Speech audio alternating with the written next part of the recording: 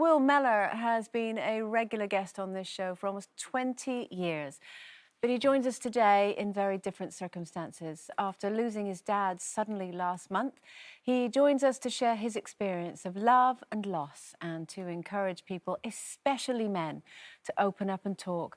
A really warm and loving welcome to you, Will. Hello. Hello. How are you? I'm okay. You know, it's literally every day. You take each day as it comes. But yeah, I've got my family around me, so I'm okay. What happened, Will? It was just after my dad's birthday. Actually, it was the 28th of March. On the 30th of March, I got a phone call out of the blue that he'd collapsed and he'd had a seizure. And then he got taken in, and then they found a mass on his lung, and it had gone to his brain, and that was what was causing the seizure, and it was cancer. And he died within 2 weeks of that. It just ripped us apart, especially in these circumstances.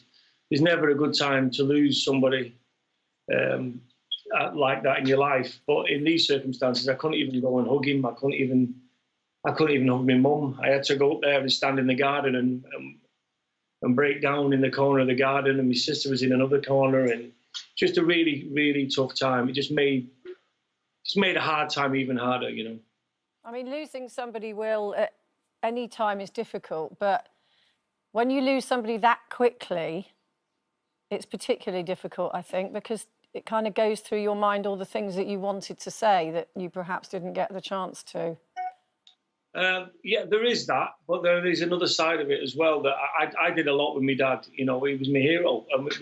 I knew I was been dreading this day, or the day he passed away, for a long time. So I thought I have to make sure we fill in the pages now and go and do things. We went everywhere together. We went to Vegas watching boxing. He was a massive boxing fan, and we did a program together called the Parent Trip, which is that picture there. We went to stay with people in Borneo. Went to the orangutan. So. I have got amazing memories, and he said to me a lot, you know, listen, when I go, you know, don't be too upset. I've had a great life. So that is what's keeping me together, the memories. And yeah, I'm glad I had them times with him, and I think that's where I'll be getting my strength from in the future. And although it's horrible for you and for your family, the fact that it happened so suddenly, does that give you any kind of comfort for him? Because obviously, you know, we all feel like we kind of know him. We saw him on the TV. We saw how close the two of you were. And the fact that it happened so fast, rather than him suffering over a long period of time, does that help you in any kind of way? It does help me because one of the last things he said when he was being taken to an ambulance, but he said it to my family, actually, and my sisters, that he just wants to go to sleep and not wake up. He knew what was coming. He knew what was in front of him, and it happened to my uncle, and he wasted away, and it was, you know, my dad just said, I don't ever want that to happen to me. So when he was diagnosed, he knew what was coming, and he got his wish. He went to sleep and didn't wake up. So I get a bit of peace from that.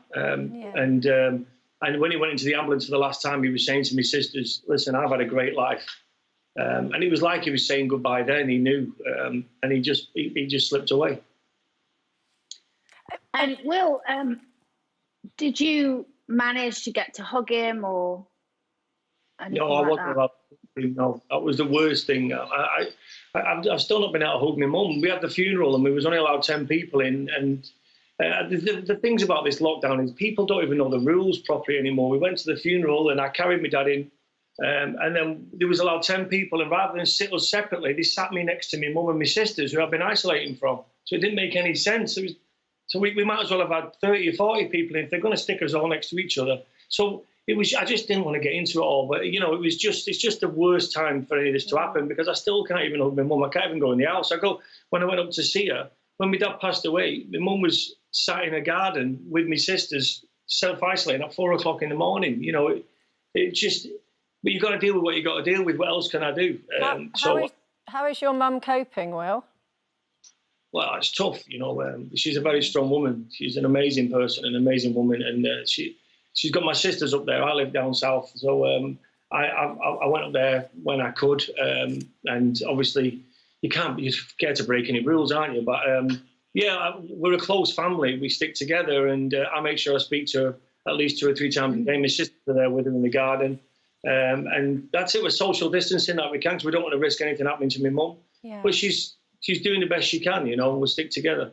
Will, one of the reasons we've loved having you on, Lucimin, so many times over the years is that you're a really open man. You talk really openly about your feelings, and which is not something that many men do. And I know that one of the reasons you wanted to come on today, and we really thank you for this, is to encourage other men who are going through their own struggles. Obviously, today is the start of Mental Health Awareness Week, and obviously we've got our Lucimin Stand By Your Men campaign. We've obviously this ITV's Britain Get Talking. A lot of the difficulties that men have is they want to be supportive of the family around them, and all you've talked about is, I want to be there for my mum. I hope my sisters are all okay. What kind of support are you getting? Are you reaching out?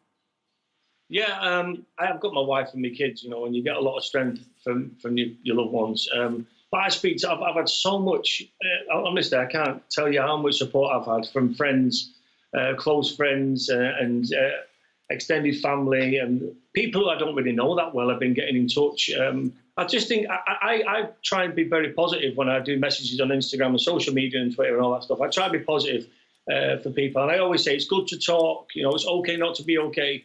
And then I found myself in a dark place, and I thought, well, I'll be a hypocrite if I don't talk about it, because, you know, there's lots of people going through it, the same situation. So, yeah, me being a man, and men, especially now, men can't go to the pub and go and talk like usually. They just go and talk nonsense, but it just scratches a bit of an itch where now you find yourself a bit more isolated. It's harder. But yeah, I just wanted to speak today to say, you know, it is okay not to be okay, and it is good to talk. And I am an ambassador for the Kaleidoscope Plus group, which is a mental health charity, and they have text lines you can text to, so you can be faceless and voiceless if you need help. But it's okay to reach out. So I've had amazing support from people online and family, and I can't thank people enough, really. Good. Well, speaking of talking, there's a lot of online videos out there. I've read that you've started your own podcast, and I'm a massive 2 pints of lager and a packet of crisps fan. So can you tell us a bit about your podcast? Yeah, I spoke to Ralph Little a while back about doing something, because the fans of 2 pints of lager, a packet of crisps, and people who love the show for all them years, was asking us to do a reunion special, and we just couldn't get it together. So I said, we need to do something, you know, and me and him together, we had a lot of chemistry and we had some great times. So we film it in a pub, and it's a podcast, but you can watch it as well. And it's us talking about the old days, talking about things that have happened, having a few beers and having a bit of a laugh. And in this climate, I've had such a great response from it, because people are, you know, they like a bit of nostalgia, but it's also just to have a bit of a laugh and put a smile on your face. And especially people who are missing the pub, it is literally pub banter and a bit of fun. And we have guests on, and we're going to keep doing them. And yeah, it's something to do, and I'm really enjoying it. It's good to be back with my old mucker Ralph, so it's good. Good, good, good. Well, we send you so much love, Will, and to you and your family. Thank you for joining us today. And if you'd like any support or help with anything that we've just been talking about there with Will, there are helplines on our website.